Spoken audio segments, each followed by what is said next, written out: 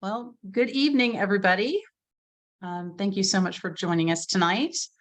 We're going to kind of slow roll into this, let everybody join.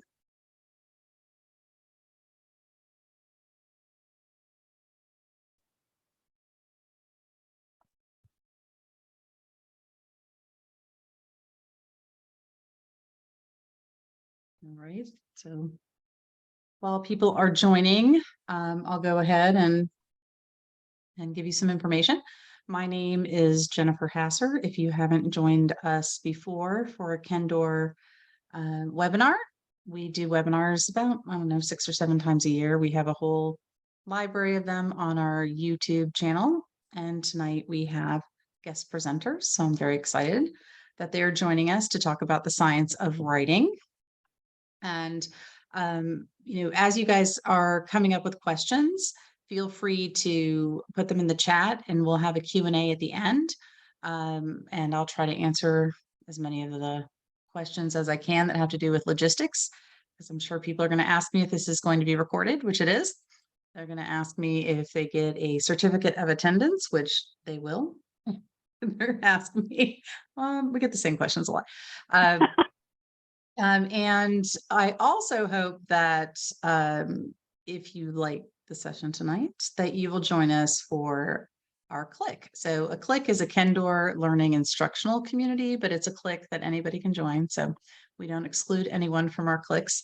And we will have one this week where these lovely ladies are going to go more in depth on their paragraph writing strategy.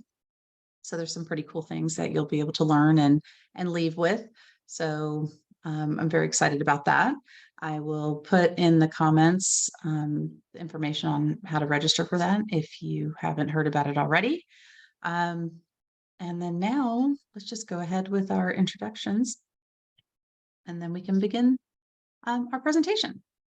Okay, so first we have Megan McGowan, who has been a member of the Gemesee School faculty for 28 years. And she only looks 25. I don't know how she does it. During that time, she has served as a classroom teacher, a language specialist, and division head. She currently is serving as the Director of Outreach and Professional Learning. Since 2016, she has been an Associate Faculty of Education at Notre Dame. I'm pretending that I don't need glasses right now. So I see that. Okay. I'm going to have to do it. I'm just going to make up stuff about you, Megan. So Make it good if you do. 25. I'm like, what is it? Okay. At is it Notre Dame or Notre Dame? Notre Dame. Notre Dame. I know of that Maryland. it's pronounced slightly differently. Of Maryland University. Ms. McGowan has enjoyed opportunities to share her knowledge at various conferences and venues throughout the country, as well as abroad at several different international schools. She was recently appointed as an associate member of the Office of Overseas Schools, a division of the U.S. State Department.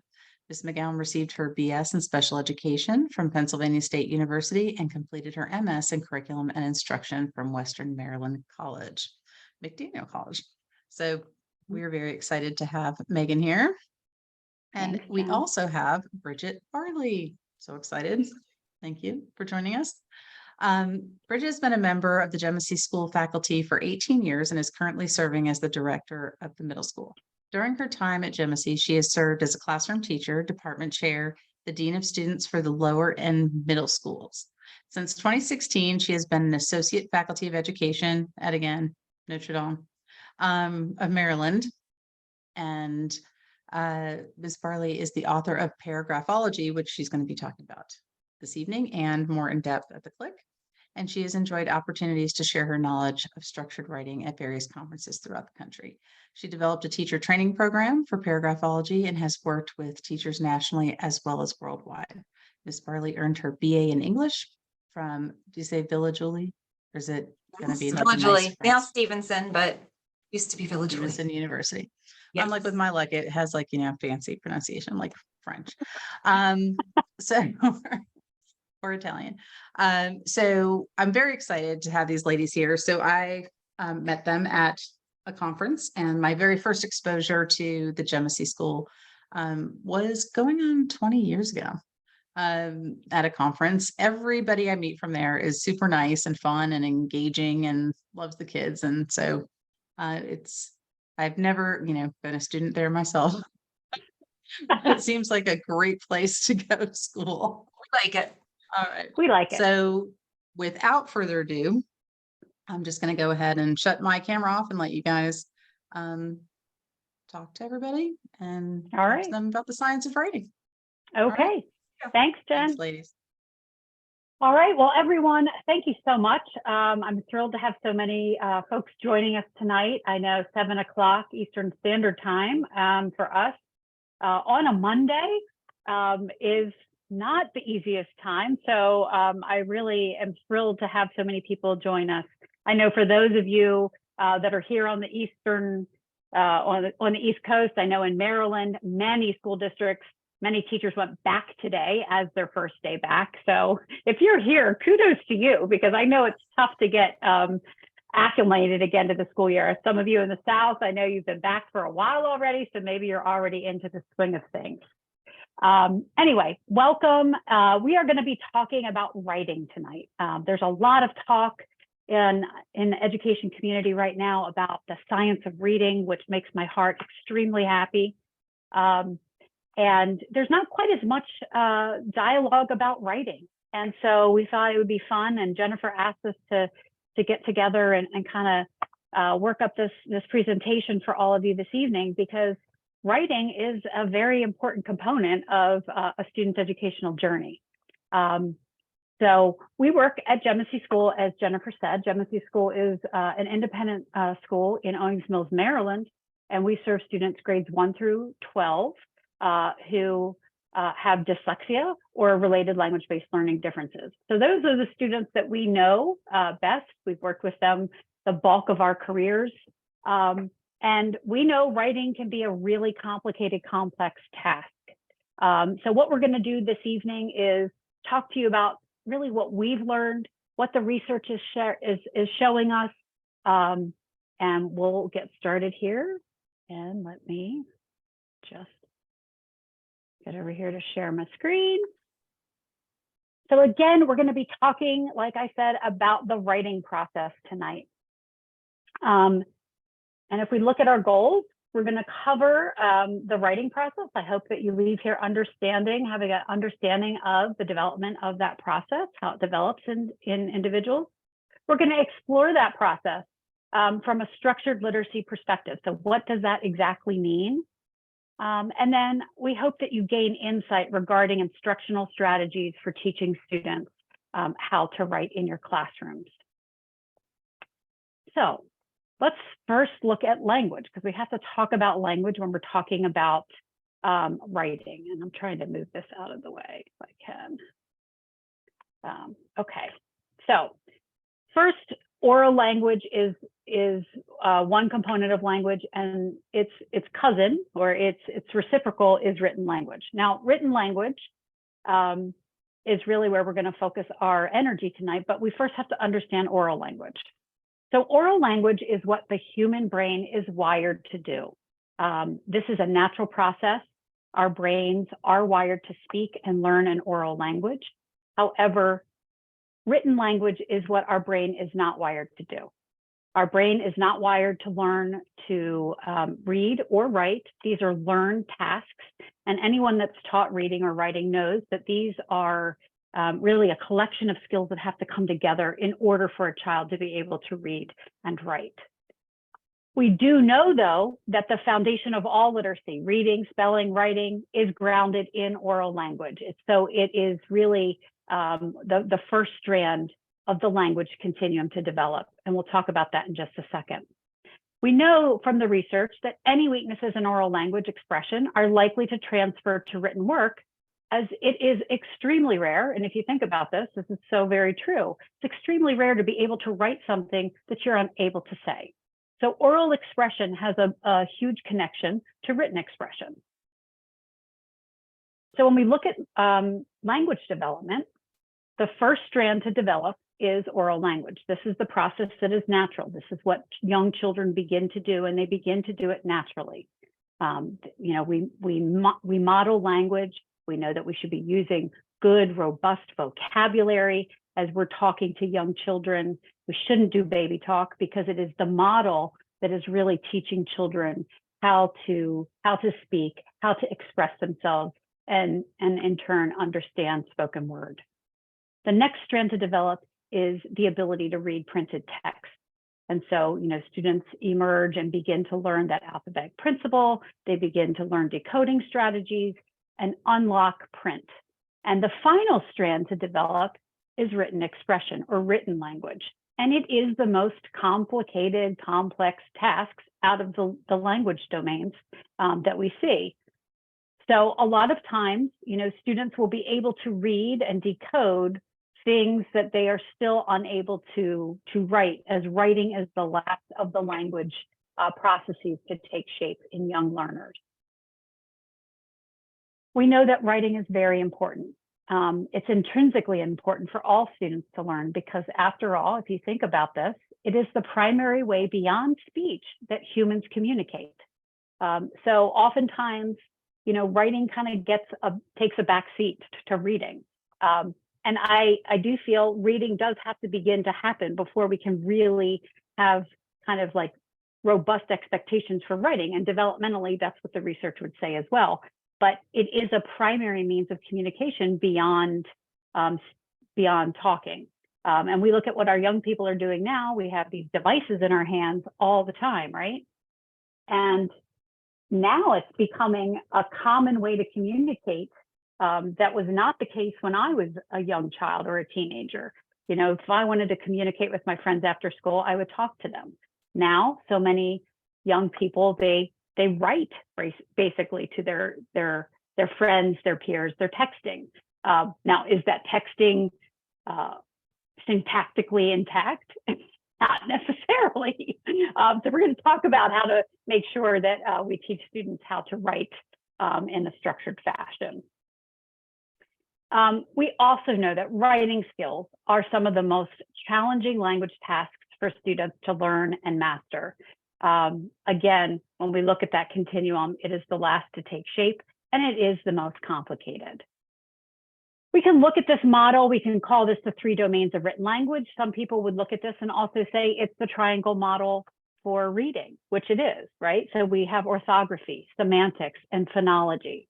And we see where all of those intersect and where spelling is located. It's the intersection between orthography, those letter forms and letter order, and letter sounds, right? Where we blend the two together, where we match. That's that alphabetic principle, matching phoneme with grapheme. That's that intersection that creates spelling. And then if you look at the very middle of where orthography, phonology, and semantics, word meaning, enters in, that's really where written expression takes place. So it is the integration of all those domains of language. So many different skills have to be practiced, taught, and come together in order for a child to be a successful writer. So when we talk about writing skills, the very first thing we're going to teach is the spelling of sounds, right? And we're going to do that from a very early age. Some people don't think of that as writing, but it is the first writing that students are going to do, learning those graphemes, matching them with the phonemes. That's the first writing that's going to take place. After that, we're going to combine those phonemes and graphemes, and we're going to create words. So students begin to spell. And we're going to do this, again, right at the very beginning. As soon as they're able to make those forms and understand those symbols and match them to those sounds, we're going to start building words and teaching students to spell. They then need to put those words together, and those words together can create sentences, and we're going to teach them how to do that in, again, a structured way. That then leads to paragraph writing, and finally, we want to get to long compositions or essay writing. So really kind of that's the stair-step approach, right? We start small, and we build to bigger pieces of writing. So when we talk about spelling, many individuals in this world assume that if students learn to read, they will also learn to spell. However, spelling is actually a much more difficult task than decoding. Now, they're reciprocals of one another. They support one another, but they use different forms of memory, and that's why spelling is much more complicated. Decoding uses recognition memory, whereas spelling relies primarily on recall memory. And so recall memory is just a more difficult form of memory. Therefore, spelling is a more difficult task than decoding. We know from the students that we teach here, I've been here for 28 years, so I've seen this for 28 years. Many of our students, we will get them to be very fluent, just voracious readers, and we will continue to chisel away at spelling. We will be working and they will be working, but that spelling usually lags a little bit behind where we're able to get them to. They're usually reading, you know, post-high school level by the time they're finished here. And the spelling is coming along, but thank goodness we have lots of good digital supports as well. But spelling is a much more difficult task. We also know, though, from the research that spelling instruction can accelerate the reading progress. And so they really should be taught in conjunction with one another, not in isolation from one another. So we're going to talk a little bit about how we teach from a structured literacy perspective, but I just want to share this one fact because we hear all the time, it's not worth teaching spelling, or I hear from teachers all over the country that spelling is not even embedded in their programs. It's not in their curriculums, which I just don't understand why. One of the biggest reasons I've been given is that the English language is just too unpredictable, and that it's not worth teaching spelling patterns because there's just too many exceptions. It's just not worth it. What we know is that about 84% of English words, the spelling is completely predictable from regular rules or regular spelling patterns. 84% is a pretty high percentage in my book, and I think it is worthy of teaching students how to do. So, how should spelling be taught? Let's start with those building blocks, and spelling is where we start. It should be taught from a structured literacy perspective. So those of you in this field that have been in this field for a long time, you know what that means. For those of you who are new to this, we're talking about making sure that instruction is explicit, that it's structured, and that it's sequential. And good instruction in writing is going to be all of those things. It's also going to be very cumulative, right? So one skill is going to build upon another skill, and so on and so forth. So that's what we're talking about when we're talking about teaching writing from a structured literacy perspective. That body of research that we refer to as the science of reading really informs the science of writing because, like I said, they are reciprocals of one another. And so we can take that research and help it and use it to help us inform ourselves about how students learn to write as well. This is the infographic that can be that is available from the International Dyslexia Association in their infographic section. This is developed by Nancy Young. It was originally developed in 2012. It was the ladder of reading, but it is now the ladder of reading and writing. This was adapted in 2021 to include writing in this infographic. And it's really making the case for teaching students from that structured literacy perspective. We know that those students in the red and the orange zone down there, which make up about 60% of the students that sit in our classrooms, they require being taught to read, spell, and write from a structured literacy perspective. That means that the instruction needs to be systematic and explicit. It needs to be sequential and cumulative. 60% is more than half the students that are sitting in our classroom. And so we have to be teaching them to not only read from this perspective, but to write from this perspective. We know that 35%, according to this infographic, need some structured literacy to gain additional value in their learning. It's going to benefit them. It's not going to hurt them. And so why not? We know that there are 5 to 10% of children, and this is where some of those other programs that say surround children in literature, they'll learn to read and spell. That's where this comes from, right? Those 5 to 10% of students for whom it looks effortless, it looks natural. However, it doesn't mean they're not going to be advantaged by a structured literacy approach. We can continue to give them enrichment and extend their learning, but learning the structure of language should never not be shared with those students. I'll give you a personal example. So I have a daughter, she's 22 years old, a recent college graduate. She's gainfully employed, which I'm thrilled about. However, she was at 5 to 10%. And for me as a mom, that was amazing to watch, because for my entire career, I've worked with students for whom acquiring language skills has been a challenge. So to watch it happen naturally with her was pretty remarkable, and made me go, that's why some of those philosophies exist, because of students like her. It happened very effortless. But because she was a reader in kindergarten, she was not in the instructional group that really got the structured literacy, because it wasn't thought that she needed it, because she was a reader. So why would we put her in those structured literacy groups? I'll tell you why. The reason why is because she needed to learn the structure of language so she could spell and write. And so she's a 22-year-old college graduate who, if she has to handwrite a spelling list, oh my goodness, interesting spelling on there. She will tell you, she's like, I can't spell. I'm a horrible speller, Mom.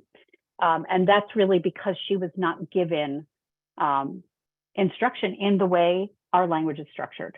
So please, please, please, don't allow those students to miss out on the opportunity to learn how our language is structured. Okay, I'm jammed up here. There we go. So that first building block, spelling, teaching students how to spell. They need to be explicitly taught how to spell. This doesn't mean giving them a spelling list every week that they go home and practice and or memorize, and then you give them a spelling test on those 20 or 25 words at the end of the week. That's not explicit spelling instruction. That's memorizing a list of words. That's how I was taught to spell. Consequently, I wasn't the best speller. I'm now a much better speller because I now know the structure of our language. So what are we talking about? Well, we're talking about starting with those sounds. Like I said, that's the first building block, right? That's the first thing that students are going to be spelling. It's going to be those sounds that they hear. And we know our English language has 44 phonemes. 19 of them are vowel sounds. 25 of them are consonant sounds. So learning to spell those sounds explicitly is the first building block. For instance, how many ways can you spell A? So the sound A, how many ways? How many ways are there? One way, two ways? Right? We want to make sure students are able to answer that question. So some of our advanced students, they're going to be asked that question, and they're going to come up with answers like this. A as an open syllable, A consonant silent E. Vowel digraph AI and AY. EA as in steak. EI as in vein. EIGH as in 8, right? They're going to, and then EY as in they. They're going to be the primary ways, and we're going to teach them in the order of frequency. Some of our advanced students, some of our 8th graders, some of our 9th graders, they might get into understanding some of these French spellings, right? As in cafe, matinee, and ballet. They exist in the English language, and so they might be exposed to things like that. The latest research shows that we should be explicitly teaching students phonics. This is included in phonics, right? Through grade 8. So it used to be thought, National Reading Panel report from 2000 said K through 2. Now the recommendation by most experts is K through 8 is when we should be teaching phonics, because there are really high level phonics principles that we're not teaching in K1 and 2. Next thing we want to explicitly teach is the syllable types that exist in our language. Knowing those syllable types not only helps us with decoding, but in turn helps us with spelling. So the first two we usually teach are closed and open syllables. It is the syllable type that dictates the vowel sound. So knowing the 6 syllable types that exist in the English language absolutely gives students advantages in terms of their ability to spell. Next, we're going to make sure we teach letter patterns for word division, and then in turn, putting those words back together for spelling. So the letter patterns that exist in our language, one of the first ones we teach is that VCCV pattern, or sometimes referred to as the rabbit pattern. We explicitly teach that when you have that pattern in a word, you divide that multi-syllable word between the two consonants. You then can identify the syllable types and bing, bang, boom, decode and in turn encode, right? Turn it back around and be able to spell it. And then finally, we want to teach spelling patterns. In the olden days, we would refer to these as rules and then generalizations, but we kind of got away from that language because there are exceptions that exist. So we're going to teach those exceptions. So we would kind of refer to this as teaching spelling patterns. And what I mean by that is some of those patterns or these orthographic structures that occur over and over again in our language. One of the first ones we teach students is the floss rule.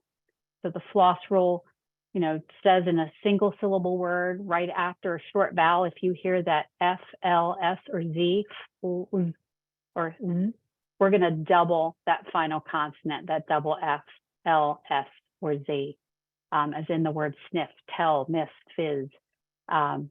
One of the first rules we're going to teach, or patterns that we're going to teach our students, so on and so forth. I will tell you, that's not how I was taught to spell. I was the word list girl. And in 7th grade, second quarter of Mrs. Good's English class, I got a C, and I was an A student. So I was devastated, but it was because I was struggling so much with the spelling test because the words just got too hard. I was not taught any of the patterns, any of the structure. And when I went through my Orton-Gillingham training over 28 years ago, part of me was a little bit angry that I hadn't been taught how to spell this way. I was just angry and saying to myself, if someone had only told me, I would have done that. I would have doubled the final consonant before adding a vowel suffix. I didn't know. So it's amazing how many aha moments we're able to give our students when we really just break it down and start with the very basic and build as we go. That's what we're talking about: structured, sequential, cumulative, and teaching it in an explicit way. So just a little bit about spelling there. Now we're going to move on to teaching grammar and sentence structure. So once our students are able to spell their sounds and spell their words, we want them to put those words into sentences. And again, here at Genesee, we would recommend using a sequential and structured program. Some of those programs focus on the functionality of words. So we use components of different programs here, but one of those programs is Framing Your Thoughts. And it really focuses on the functionality of words initially with our youngest learners. So we're talking about 1st, 2nd, 3rd graders. It's a program that uses these symbols to identify the different parts of speech. So we have that line, which is a namer, and students have gestures that go along with that, and they know that that namer's job is to do what it would suggest, to name. So it names a person, place, thing, and then as they get older, they learn it names a person, place, thing, or idea. That's what you and I would refer to as a noun. Now you can use this approach and still use traditional grammar terms, but you're really focusing the students in on the functionality of the parts of speech, what its job is. That symbol over there, those mountain peaks, equal an action word. As students go through, they learn that there are physical actions and mental actions, and we'll do a lot of vocabulary around just these two very basic parts of speech, the noun and the verb, the namer, the action. As they start getting further and further in the program, we will shift and begin referring to them as the subject and the predicate when we put them together to create what we would call that bare bone sentence. You can see we have the rectangle down there. It's similar to the straight line. It's because it's related to that namer or that noun, and its job is to describe. It's a describer, and describers describe namers.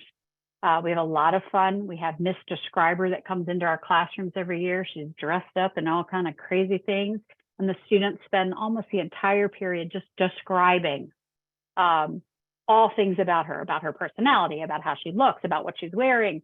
It's a really fun lesson, and they completely enjoy that. And then you'll see we have this triangle here. Well, if I draw a line under the symbol for action, you see it makes 4 triangles. And that's because there are 4 ways I can expand that action or that predicate. We call them predicate expanders. I can expand it in 4 ways, and I'll show you that on the next slide. So here is our picture. If I look at this, we have what we would call, sorry, okay. So we have a bare bones sentence there. The soldier trains. And we would have worked in our language classes. Again, we're going to tie into that oral language. We're going to develop good vocabulary. We may have done an exercise of what are all the different namers or nouns you could give me for the subject of this sentence, of this picture. And we would have had students brainstorm and say, well, he's a man. Yeah, give me a better word. He could be someone's brother. He could be a veteran. He could be a soldier. He could be an athlete. So we would develop and be working with all that robust vocabulary. We would come up with different words we could use for the action. What action is he doing? Running, jogging, training, et cetera, et cetera. We're then going to put them together, subject, predicate, create that bare bones sentence, the soldier trains.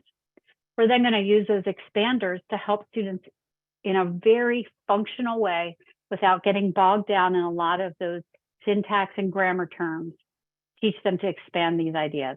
So we're first going to teach them, they can answer the question where does the soldier train? So right now, think in your brain, where does the soldier train?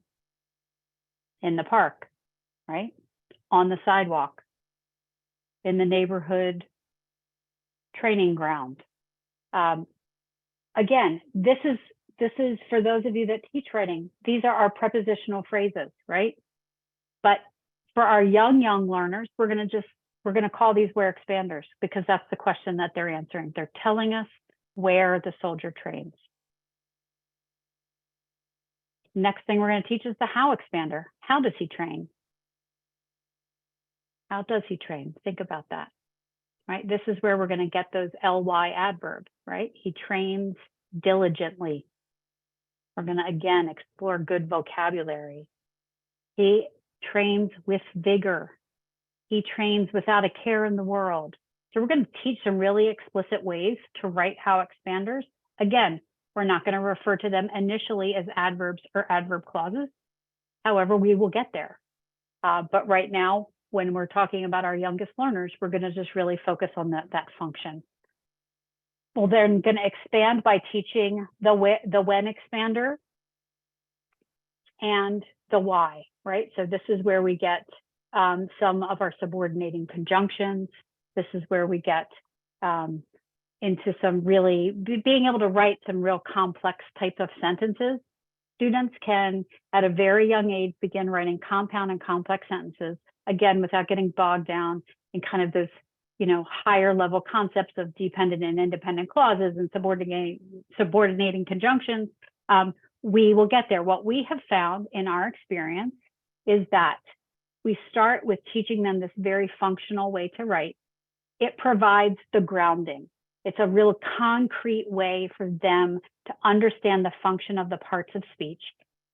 I often liken it to providing kind of a hook on the wall for then the abstract label to hang on. So we make that transition when students head to middle school. That's when we have found that it's most successful. That doesn't mean that it can't happen sooner. Depending on where you teach and who you're teaching and your population, you may make that transition to traditional grammar terms sooner, or you might use this functional approach using traditional grammar terms, because it is possible to do that as well. And so I'm going to turn it over to Bridget, who is going to kind of pick up. So we're kind of leaving lower school. We've taught students how to spell their sounds, spell their words, put their words together in functional ways to create grammatically correct sentences. And then they're going to move to middle school, where we have to make that connection between some of those functional terms and traditional terms. And so I'm going to turn it over to Bridget to talk a little bit about how we make that connection. And she's going to take us into longer writing assignments. So I have to stop.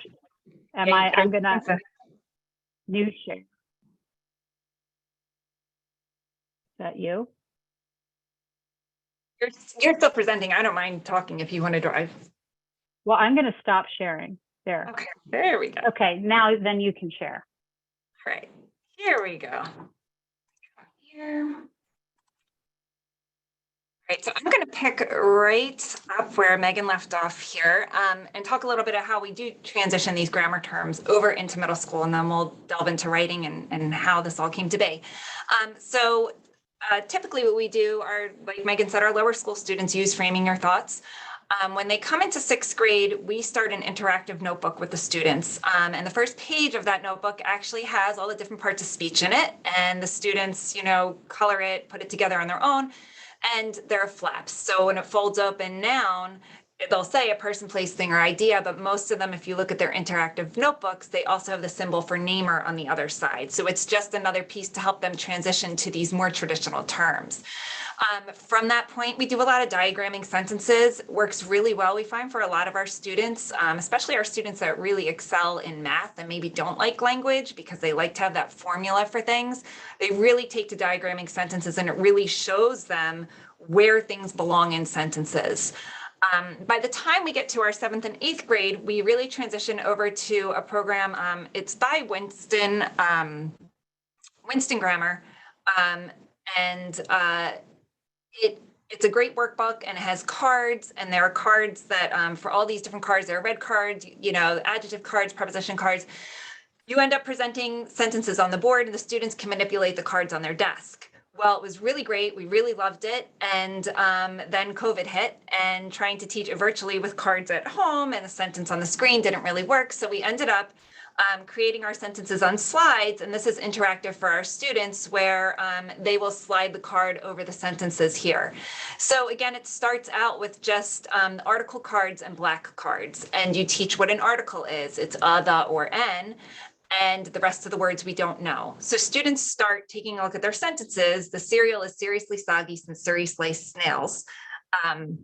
We have a teacher that's very creative with alliteration here, but the kids love it. It's another piece that engages them, like, oh my gosh, you wrote a sentence like that. That's great. And so they'll take a look and see if they can identify the articles. They'll put the red cards over them and then the black cards on the rest. And then after practicing that for a week or two, then we add in nouns, and then you're going to add in your verbs and your helping verbs. So it's very, very scaffolded to build them into very complex grammar terms. So this goes all the way up through appositives, subordinating conjunctions, gerunds. So this is kind of a starting point. And actually the one that I'm showing you now is probably 6 months in, once all the parts of speech are existing for the sentence that they show. So that's a great grammar program too. And they continuously diagram sentences at this point too. So once we have this foundation for our sentences and what they're supposed to look like and what we need to be doing, now it's time to really start to get into that nitty-gritty of writing. And that is, we use paragraphology here. And paragraphology is a program that we've developed here at GEMAC. It was honestly never intended to be anything at all. I had a group of 6th grade students, and we were using Diana King's workbooks. I know many of you are familiar with that. And what I noticed with our students, it was great. There was like one example of the different types of paragraphs, but it wasn't enough. And the examples weren't consistent. And some of our students needed some more support. So through pipe cleaners and index cards and highlighters, I just started kind of, developing a way to make this more concrete for our students and to give them a guide to writing, because so many of us were just taught like, oh, you want to write, here's the prompt, write something for me. And I think as teachers, because writing is really very rarely explicitly taught, we give these prompts to our students and we give them information, and we think that we're going to get this structured paragraph, and we have things all over the place. So that's where paragraphology came from. And now it is a thing. So I'm going to talk to you a little bit about what it looks like, and then the KLiC on Thursday is really going to delve into how you can implement this in your classroom or in your tutoring sessions.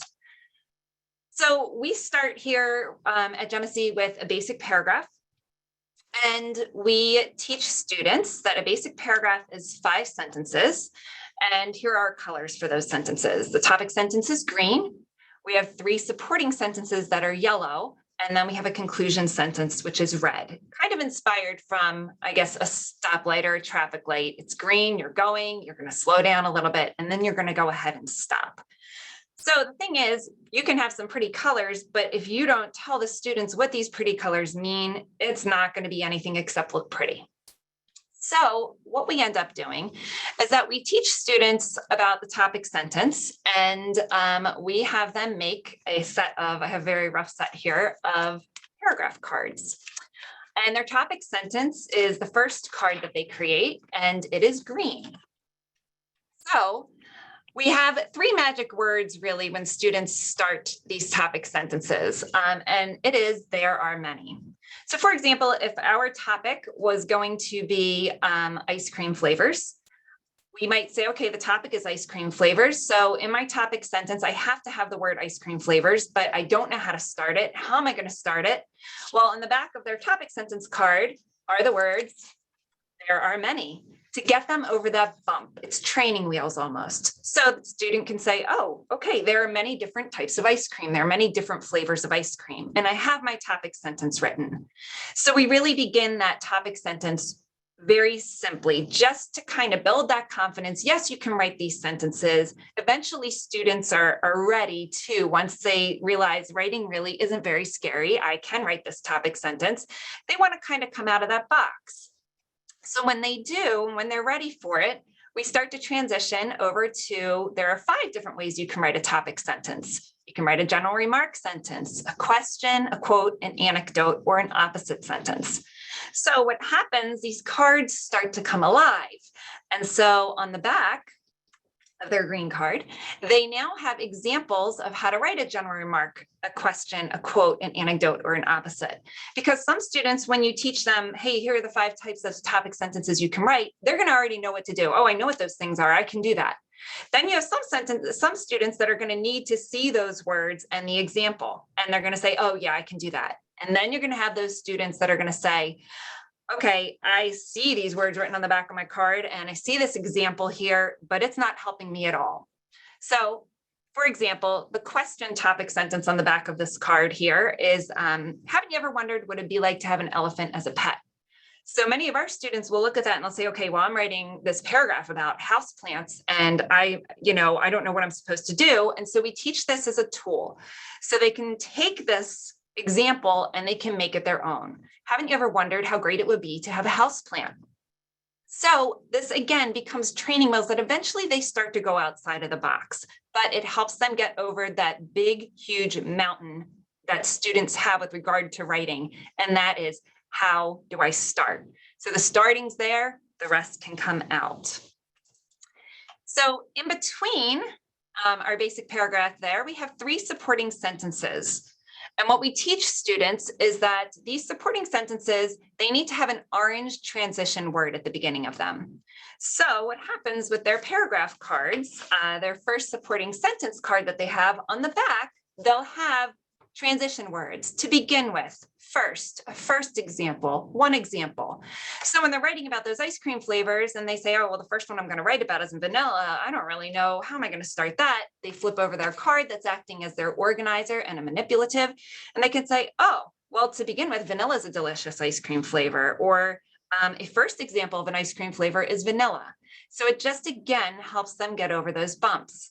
And with each of these different supporting sentences, there are different transition words. This is a great way also to add in different vocabulary and depending on what you are writing about with your subject, things that pertain to it. And then we get, there we go, to our concluding sentence. And there are 4 magic words that we start with here, and they are, as you can see. So the students written this paragraph about ice cream, they've used their cards, they have orange transition words, and they're finishing up, and they get to that end, which the end of anything is always really difficult for our students because they want to be finished. So let's just go. Let's just get done. Turn it in. It's gone. So when they turn over that red card, they can say, oh, well, as you can see, there are many flavors of ice cream. Tie that topic back in. So it's a very basic way to start that basic paragraph. But just like I showed you with that topic sentence, this concluding sentence is also going to grow. We're going to start to teach the students there are 5 ways to write this concluding sentence. You can restate your purpose, you can give advice, you can offer solution, you can encourage or discourage someone to do something, or you can offer an opinion. And just like we had with that topic sentence card, on our concluding sentence card, there are examples that I can then manipulate from my topic to have a successful concluding sentence. So as you can see, when Megan was talking, it's explicit, it's scaffolded as well. So students are building upon it and it makes sense. And it's giving these colors a purpose. So as you know, not everything a student writes is going to be a basic paragraph. Again, we have to evolve a little bit more, but it has to make sense. So we can't just teach a basic paragraph and then say, oh, I want an expanded paragraph now, and then it's something totally different. The expanded paragraph has to be born out of this basic paragraph. So, oh, I'm sorry, there was another red sentence. I thought I had a big space there. It should be obvious as the other option. So if you look on the back of our students' red cards, when they have their basic paragraphs, they have as you can see, or it should be obvious. So here's an example of a basic paragraph about pets that's color-coded. So there are many different types of pets you can have. First, a turtle makes a great pet if you live in an apartment because they don't take up much space. Second, if you want an animal you can train, you could have a dog for a pet. And finally, you can have a parakeet for a pet. Pets can add a lot of love to your life. So this follows all of our rules. We've got there are many topic sentence. We have our 3 transition words that help our reader know that we're going to talk about something new. And then we have a conclusion sentence. So this is what we would expect when we ask students to explain or describe or just write us a basic paragraph about something. Like I said, we're going to evolve. It can't stay this way forever. So what we do is once students have a solid foundation of that basic paragraph, and a lot of students say, I want to write more. I have more I want to say about vanilla ice cream or chocolate ice cream. And it's always kind of one of those things. Sometimes the art of great teaching can be just a little bit of manipulation in the best of ways. No, you know what? You can't write anymore. I'm sorry. Nope, not yet. Can't write anymore. And then they want it. So what happens with our expanded paragraph, then we have our topic sentence, and we're going to add in 3 blue details about vanilla. And maybe our second ice cream choice is chocolate, and we're going to add in 3 blue details about chocolate. And then our third choice might have been strawberry, and we're going to add 3 details about strawberry. And then we'll have our conclusion sentence. So I think the important part here too is that some students, generally our 6th graders, when we start to really go to this expanded paragraph and give these upper level topic and concluding sentences, generally they're ready to jump in and do these 3 blue detail sentences after their yellow supporting sentences. And some are not. Some are only going to be able to do 1. Maybe you're teaching 4th grade. Maybe you just want them to do 2. Whatever that number is, keep it consistent until this whole process is solidified. Don't say, oh, 2 blues here, 1 blue here, 3 here. So keep it consistent so that they are starting to just build a pattern in their head. Once that's solid, it can be played with, but you don't want to play with it at the beginning because it just creates a little bit of confusion. So then what happens to our pets paragraph, we still have our same topic sentence, our same supporting sentences, but now when I'm talking about turtles, turtles can hide in their shell for camouflage. This is a great way to avoid predators. Dogs are great at learning commands and protecting their owner. You can also teach them tricks. So a lot of times what we'll do in 6th grade too, once students, we do a 10 paragraph challenge. It's the scariest time of the year where they have to write 10 basic paragraphs in 5 days, and they don't think they're going to be able to do it. And then they do it in like 4 days because they really start to get it. So we have them go in and turn some of these basic paragraphs into expanded, and it's just a matter of putting some blue sentences into what they've already written. It takes away the angst. It's the, I can do this. I know what this is. I know how to do it. So here's where we go from that basic to the expanded. So the next step from here is going to be the essay. And I think, let me talk a little bit about the essay first. So what happens from here is that we then transition, once we have gone through all the different types of paragraphs that you can have, compare, contrast, which is the hardest, sequential paragraphs or how-to paragraphs, classification and persuasion or reason paragraphs. Once students have that foundation of how to write this expanded paragraph, now it's time to, again, add in another layer. And that's where the essay comes into play. So the way that we do that is we generally begin by teaching a 3-paragraph essay. And we show the students the organizer, and the organizer has 3 paragraphs in it, but there's something new, and that is the thesis and the plan. We teach that very explicitly, and we have the students practice that length there within the essay so that they can get used to it, that this is not something that's going to bite them. They can do it. They've been doing it all along. We're just asking for a little bit more. The thesis and plan is the only new thing. Then we add in our introduction and our conclusion paragraph. And those are the parts that are the most difficult for students that haven't been taught it explicitly. But what happens is our introductory paragraph, we have 3 beginning sentences before that thesis and plan. And they are 3 general remark sentences, or 3 questions, or 3 opposite sentences, or a quote with the explanation, or 3 sentences that tell a story or an anecdote.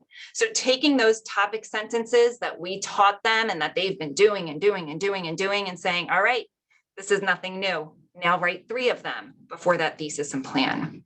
With that conclusion paragraph, the same thing. You're going to pick 3 of those, offer a solution, give advice, encourage or discourage someone to do something to close out that essay.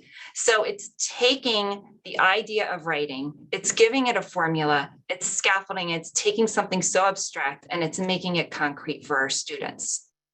So this next slide here, you can see one of our students using the top part there is a prompt. So what she is doing, she went through and looked at that prompt that the teacher gave her, and she color coded it. So the part that's highlighted in green is what needs to go in her topic sentence, the answer to that question. And then the next piece there, my yellow sentences, I need to address this. So I can put that in my organizer. And then what am I going to need to do for the blues? So that is what's so highlighted so big there at the top. If you notice here, then there are also some manipulatives next to her. There's always a little bit of a reward system you can give. There are so many different foods and candies that come in the colors of paragraphology. So a lot of times you can have a student make an organizer out of candy or Fruit Loops. If you do Fruit Loops, you're going to have a box of purple left over at the end. But as they write the sentences, they can go ahead and eat that candy, eat that Fruit Loop, whatever, just to keep them a little motivated.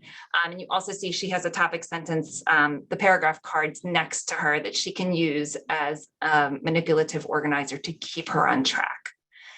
So all of that will be explained a little further on Thursday with the KLiC. It's 2 hours long and it'll be all about paragraphology. You can make your own cards. It will show you how to go in a little bit more depth and implement that in your classroom as soon as you would like to start. So, go ahead, Megan. Oh, I was just gonna, yeah. So again, hopefully we've made the case for giving students those building blocks, those pieces that they can then put together to allow them to spell words, build suitable sentences and paragraphs and into essay and composition writing. But we have to give them those foundational skills that are necessary to do those skills and write effectively in upper primary school, in secondary years, et cetera. Our paragraphology colors are not just random colors. So I know when we got to the expanded paragraph, you saw that the detail sentences were blue, and that's not just a random color. Anyone that's taken an art class knows that yellow and blue make green. And so everything that's in those yellow and blue sentences has to go back and be tied to that green topic sentence. So again, it's very comprehensive. It's very cumulative and explicit. I think, is that the end of our slides, Bridge? I think so. I Yeah. think it is. Okay. So I think we're going to turn it back over to have Miss some Jennifer. questions for you that people have been Okay. asking. Great. So if anyone else has questions that they want to submit as I start working through these, I put on my glasses so I can read them. And they look fabulous. Great. Do you want me to put mine on too to make you feel? Well, like these are, $5. yeah, mine So, are but I too. do need to go get a prescription. So eventually. All right. So here's the questions. So the programs, you mentioned a couple, and so people were asking about different ones, but the first question was, do you guys do training on like the full writing curriculum other than just paragraphology? Like, do you do trainings on framing your thoughts or Yeah, so what, Winston grammar? Sure. I mean, and there's and we're not making a case for one program or over another. This is what we have found successful with our students. So let me just first start by saying that there's a lot of other amazing programs out there. The William Van Cleve materials, Writing Matters, and Sentence Sense. He has workbooks for, I think, 3rd and 4th grade is Sentence Sense. Those are great materials. There's Writing Revolution out there. So there's a lot of other programs. I have done framing your thoughts training, not as a framing your thoughts trainer, but framing your thoughts a la the way we have kind of adapted and used that. Yeah, we always say it's Genesee style. It's the way we've adapted it for our population and what we have found successful. So we've used it as a framework. And yes, we do offer that. Well, that. good. So I'm doing one next Gary, week for a you school can down reach the road. out. Yeah. And ask if you want to email me, like just respond to this. We can make sure we put everybody in touch with you. So the brainstorming activity, when you guys initially were getting going, is that all oral, or do you write it depends on your board? students. We do a lot orally. We do a lot with images and pictures to stimulate ideas and vocabulary with students. But there are certainly times where we're writing. We're on whiteboards. They're writing it on paper. They're writing it in their writing journals. They might be doing it on index cards. One of the things visual too.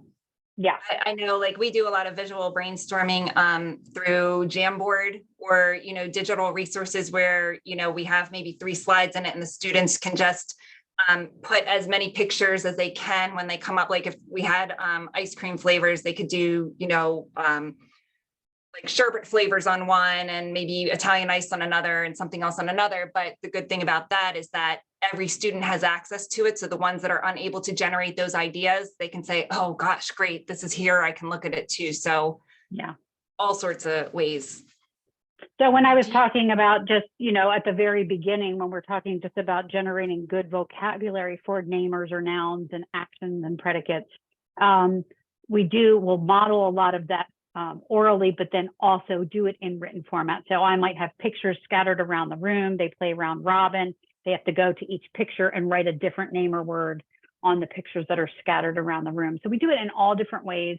Again, from that structured literacy perspective, we know that multisensory experiential learning plays a vital role, especially when you have students who have to review the same concept multiple times.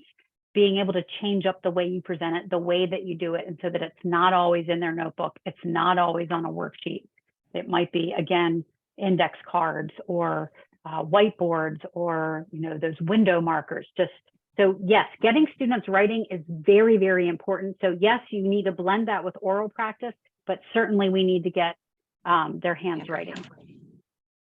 Then another question was, do you ever have kids organize sentence strips that you've already constructed into that and color code them as like, if they're having trouble with retrieval, and retrieving their own ideas?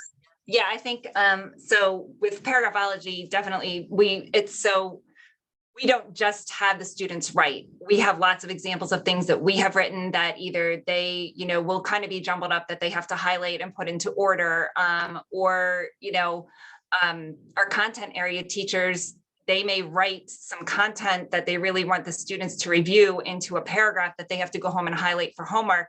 And so they're getting the highlighting practice and the paragraphology reinforcement, but they're also getting the content of science because that teacher wrote their paragraph about different classifications of birds, and that's in there. And I know with framing your thoughts too, a lot of times there are, sentence strips that they're manipulating around with the different symbols as well. So with grammar as well.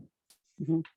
Okay, because one person was saying, that I'm sure we've all experienced it where the kid says, I don't know what to write about. And then they tell you this great sentence, Mhm. like you prompt them and then they go to write it and they say, what did I say? Right. So Yeah.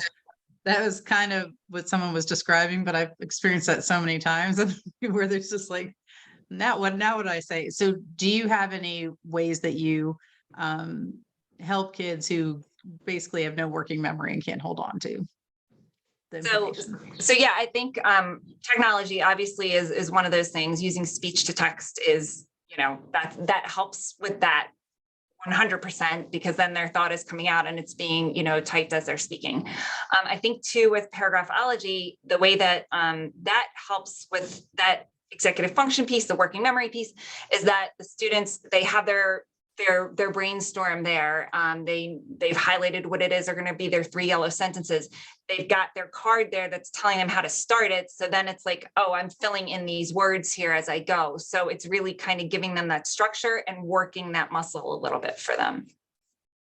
Okay. Yeah, and So- when we're at the sentence level, again, it's going to be, and I taught 5th grade writing for years and years and years, and we'd have the student that would just sit there and go, I don't know. And I'd be like, all I want right now is what action do you see happening in the picture? What action? And then they'd say, run. And I'd say, great, who's doing it? Right. So like, again, finding that and layering that scaffolding in for our students. And I will say being able to use those functional labels with younger students, it allowed them to focus on, like, I know what that word means. I know what a namer does. It names a person. Like it's not that recall of noun. What's a noun? What's a noun? Right. I know the way I learned grammar, and it was like memorizing the parts of speech, like their definition. I don't think I really understood from a functional standpoint what they did. Yeah. Right. Well, teachers say, I hear it all the time. My kids don't know how to write in complete sentences. And I said, they don't know what a complete sentence is. I'm like, they absolutely do, or they wouldn't even be able to communicate with you. They don't walk around going table, sit, of, do, was. True. Right. They can tell you, like I ate lunch, I went to the park. Those are all complete sentences. And sometimes kids have a hard time anchoring to what they already know, to this abstract concept. So I love what you guys are saying, right? Because, what is a complete sentence? They don't sometimes put that together with what they already know. So this is awesome. Okay. I don't know if you know the answer to this next question, but is the digital adaptation of Winston grammar available for purchase? I don't know if you No, we kind of just we have 7 people in our language department. We each took a part of speech and digitized it. I will tell you though, so it's a Christian website. However, this is a secular program, and the cards are great for manipulatives. It's easy to make the template if you have a couple people in your department or whatever to do that. Even the workbooks, which are consumables, are great, especially for our students here, because there's so much space in between the sentences. There's not a lot of text and direction on the pages. So it's a great program all around, but no, we made that up ourselves in a time of panic. Like, how are we going to do this? Like we all got creative. Yeah, we did. Totally understand. Okay. So, how do you take your kids and really transition them to essays? Do you go straight from one, like getting them good at one paragraph and then immediately jump into?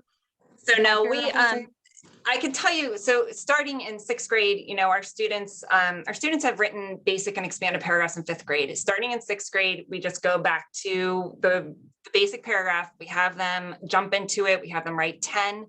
Then we go ahead and we have them do the different topic sentences and concluding sentence. And we ban, there are many. And as you can see, it could be obvious. You're not allowed to use those anymore. You have to use one of the 5 types.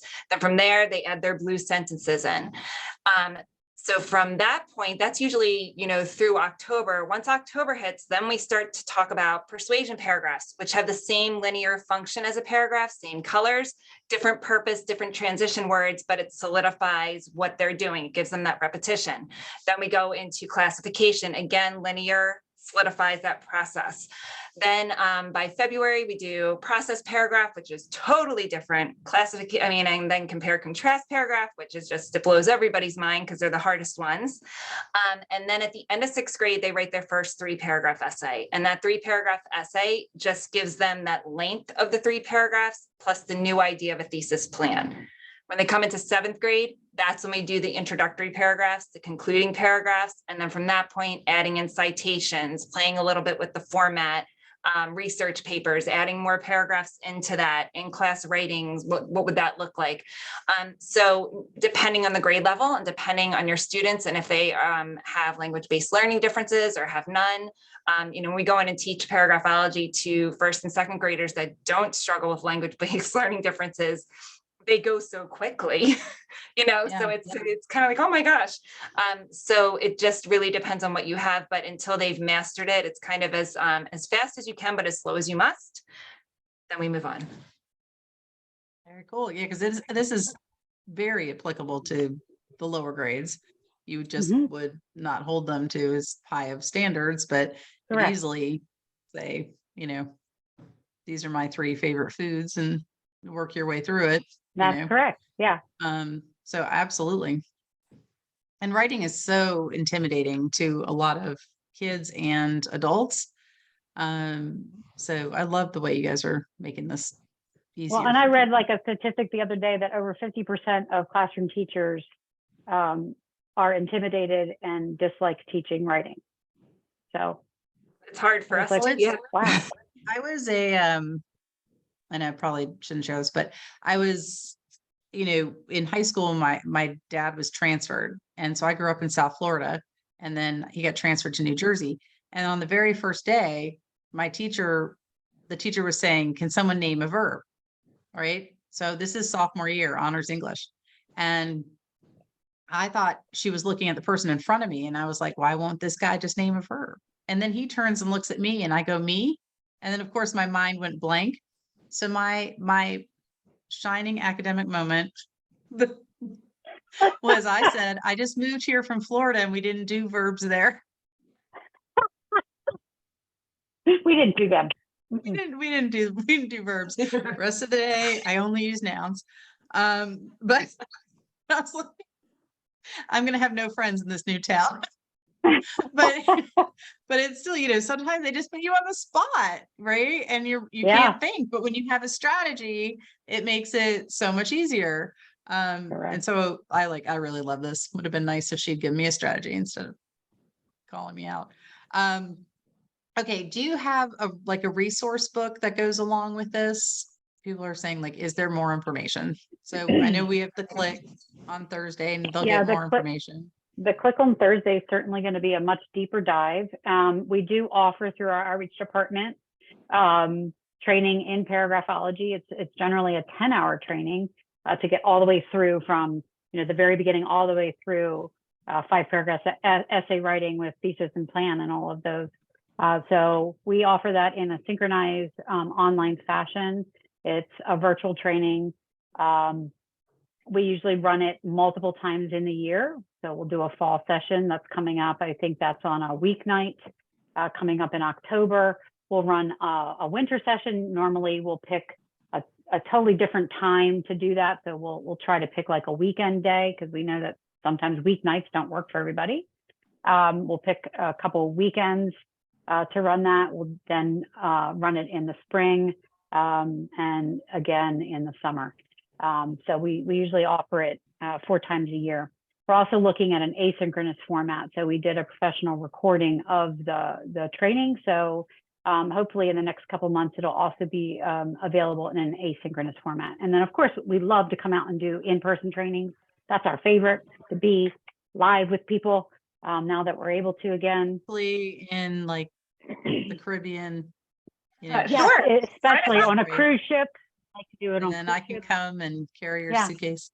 Both of those, either way, those do come with, you'll get a digital organizer workbook that you can use and manipulate. There's a book that takes you through the basic paragraph, through all the paragraph types with examples, activities, and then transition to the essay with lots of examples, activities, things to do within your class. Because you guys And do those- have an app, correct? Like a We computer do. program. So yeah, Right. we're launching that formally right now. It's in its final stages of we piloted it all year with our students and a couple area schools, and it is a really amazing web-based app that Game complements. changer. It's a companion for this approach, and for some of our students, especially those that struggle with executive function, organization, all those components, working memory. This app has been a game changer. So some of our 8th graders were like, I will never not write without it again. It's all color coded, it's scaffolded, it prompts them step by step. It has videos embedded in it. So if they forget how to write, you know, a topic sentence or what a topic sentence is, they can click on this little info video and it'll give them a little, you know, minute and a half. This is what it is. It has text to speech and speech to text embedded in it. And then they hit the Grammarly. button. Yeah, Grammarly. It'll integrate with anything that is loaded on the computer, any extension, because it's web-based. And at the end, after they've kind of filled in all their pieces, they hit a button and it formats it into a paragraph. MLA style. That's the worst MLA. part when, okay, format it. So yeah, for those students that are That's awesome. very intimidated by writing, and just constantly are needing that extra layer of scaffolding and support, this guides them through. So we used it in grades 4 through 10, I think, this year, and it was very successful. So we just built out a teacher dashboard over the summer. So now there's even greater functionality. So using it in a classroom setting, Yeah. teachers can create assignments and send them out to their classes. So pretty cool. That's fantastic. I got to Yeah. see a preview of it and it was looking awesome. Yeah, thanks. So during the click, you guys are going to be giving some of the graphic organizers, right? So the Mhm. color-coded graphic organizers. So if anybody's interested in those, because that's a couple questions. And people can purchase the digital workbooks, and we send digital PDFs of those workbooks, and they're available on our website. So just www.gemcinschool.org, go to the outreach tab and scroll down to paragraphology, and they'll pop up digital resources. Okay. Let's see Okay. what else is in here. Oh, they're insulting other programs and says yours is better, but I'm not going to say they're insulting. So I thank almost you. read it out loud. I was like, wait a second. Okay. Yeah. So no, this seems way more user friendly and less intimidating, is what she was saying, compared to the other ones that we won't name. A lot of people saying thank you and how awesome you guys are. Let's see. Ooh, a whole bunch came in. I was like on top of them for a while, and then okay, I said I have some students who score higher in their writing domain than their reading score. Why might this happen? From what you said, reading usually develops first and then writing develops. Jennifer? That's a good question. It is a good question. I'm like, Yeah, I mean, better writing than reading. Well, the only thing I can think of is depends on what the reading measures, because if it's measuring comprehension, they might have like attention issues.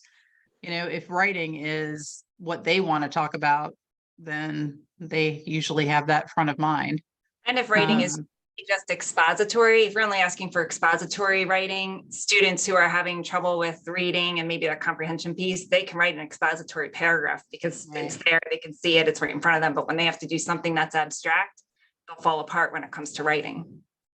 Yeah, and it could be inferential things as well. So it's hard to say, because sometimes when people say a reading score, it could be, inferential reasoning, it could be reading comprehension, it could be decoding, it could be a real reading word stats. fluency So score, it's, right? Yeah, right. When Yeah. people talk about reading, there's just such a big umbrella. It's hard for me to totally be able to tell, but I don't know. That's my big thing, is always peel back the layers and see where the common denominator is. So another wonderful presentation.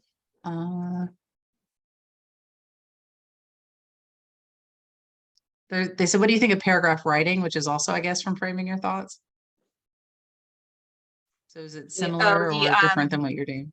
What is that called, Megan? That's the report form, right? Report form was a strand that they had that was analyzing nonfiction text, but no, we don't really employ that. And we like I said, we use components of framing your thoughts, really teaching that functionality of writing, and we take it to a certain point, and then we move on from there. We don't get bogged down in some of the minutia of it. We want to get our kids we want them to have writing implements in their hand. We want them to be able to express themselves in a grammatically correct way, as easy as possible at the beginning, without, overburdening them with those abstract kinds of concepts. So. Okay. So what about revision work? Do you have strategies for that? So we have rubrics that we've created that go with the different paragraph types that are also, able to be manipulated by teachers, that they can go ahead and use depending, certain things are going to be very basic, but certain things you're going to have certain, you want certain elements in. So we have rubrics with regard to that. Also in the app on the teacher dashboard, what's great about it, I don't know if a lot of you grade in Google or Google Classroom, you highlight something, you put a little comment, and the kids just go through and hit that checkbox and it goes away. And then they haven't done it and you can't get it back to see what it was. You can be like, yeah, I know I wanted you to do something up there, but I don't remember what it was now.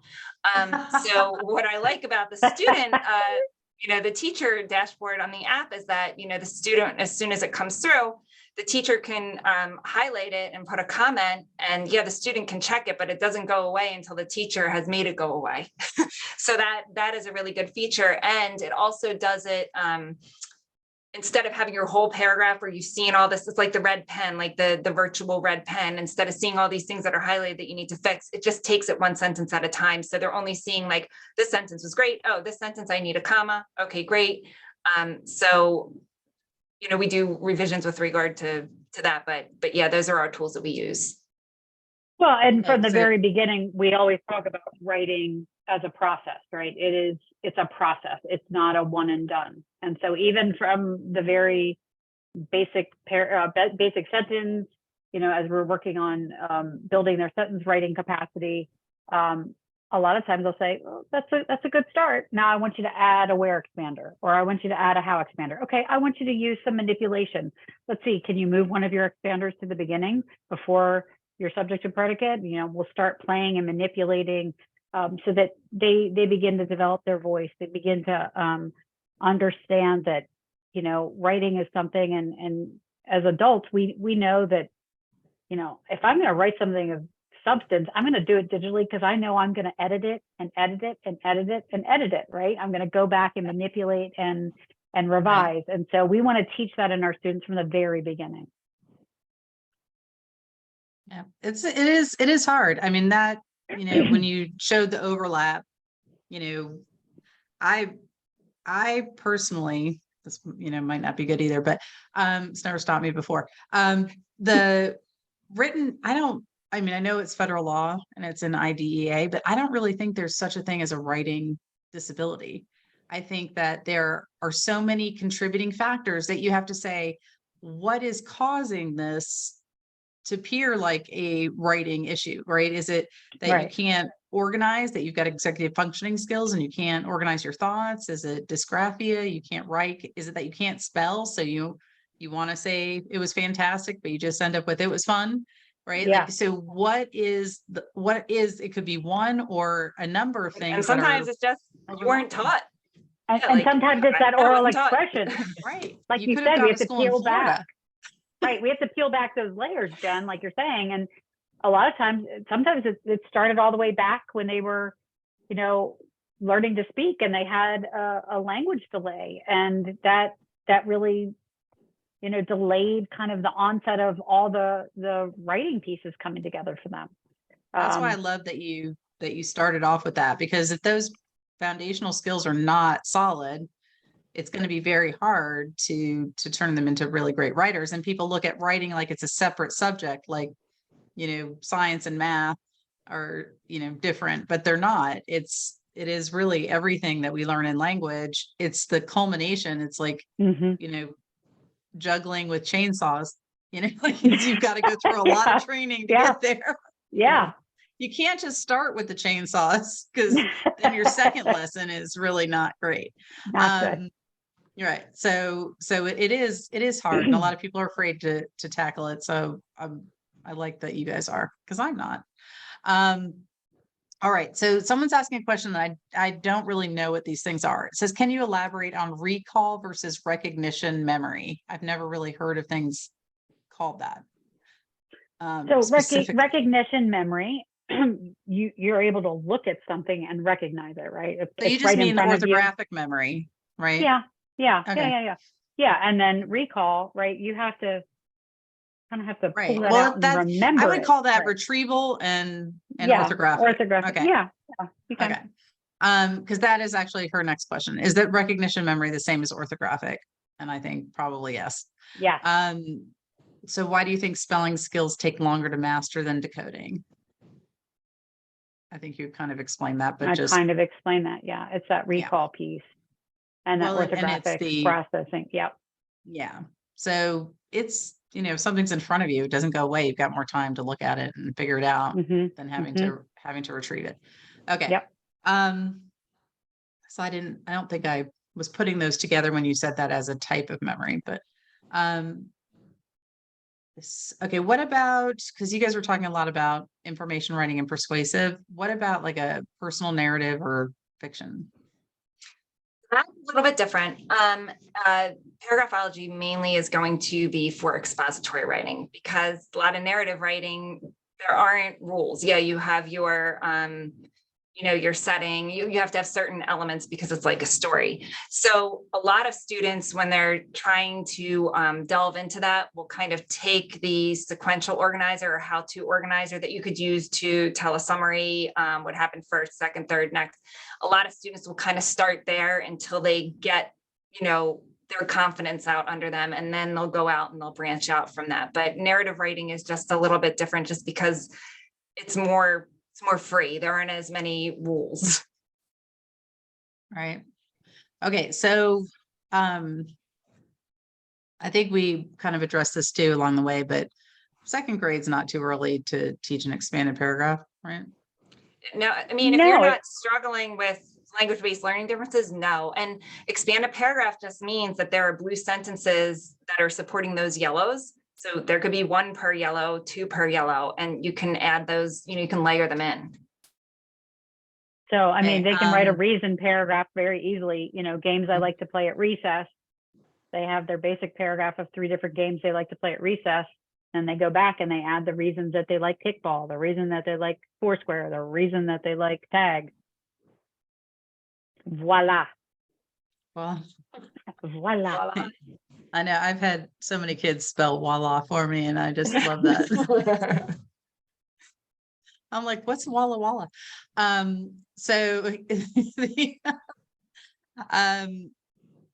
then there's, would you be able to give a quick overview of what to work on at the beginning of the year and like a little bit of a sequence during the KLiC? Is that something you guys are planning on doing? So with paragraphology, yeah, so we'll kind of start at the very beginning and show you how to make the paragraph cards. That's where we start with our students. They make their own sets, show you how to show the students how to use those cards, how to reinforce it. So it will be like a scope and sequence that you can fill in as you go or pace as you go. Someone is asking if you can do this at the high school level, and yes. Absolutely. So, yeah, all the teachers at Genesee have been trained in paragraphology, all content area teachers, all lower, middle, and high school teachers, so that we can use a really consistent approach across content areas, across divisions with our students. You can use it at the college level. A lot of our students that are writing their essays for college, if you take a look, they're all color coded. They look at those prompts. What do I have to do? You know, so and I had students that I tutored that were in college, and this is what they used.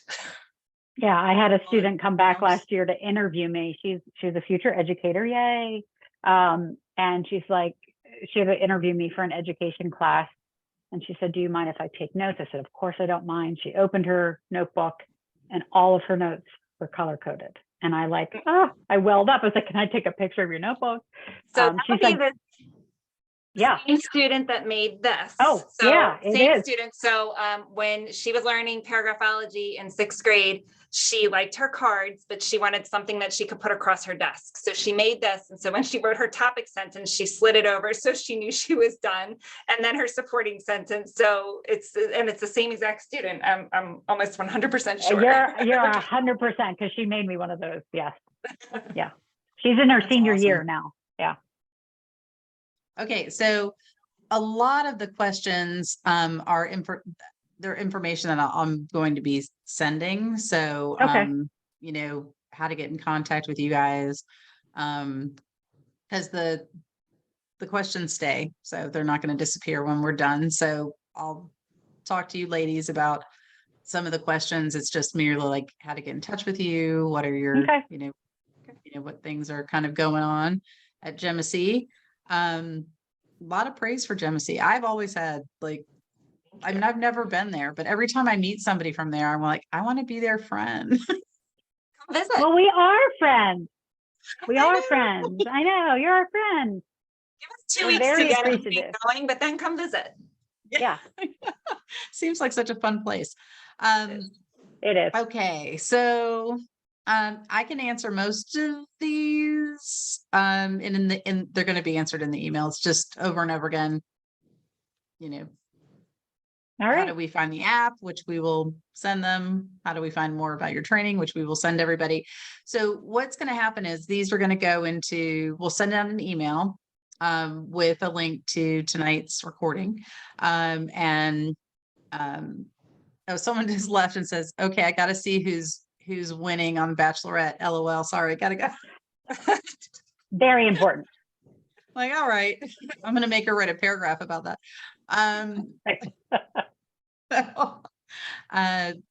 Thank yous from New Zealand and Australia. So that's really cool. Wow, that's awesome. Lots of really nice there? things. So, and a lot of interest in talking to you guys about this further. So I will pull all that stuff together. I'll send you guys a list of the questions so you know what they are and you can answer anything I don't know, that we can compile it and send it off. Fantastic. I hope, you know, everybody got something out of this, and hopefully we'll sign up for the KLiC and we'll see you guys on Thursday. All right. Thursday. Thanks again, everybody. Yes, thank you. All right. Have a good night. Bye, everybody.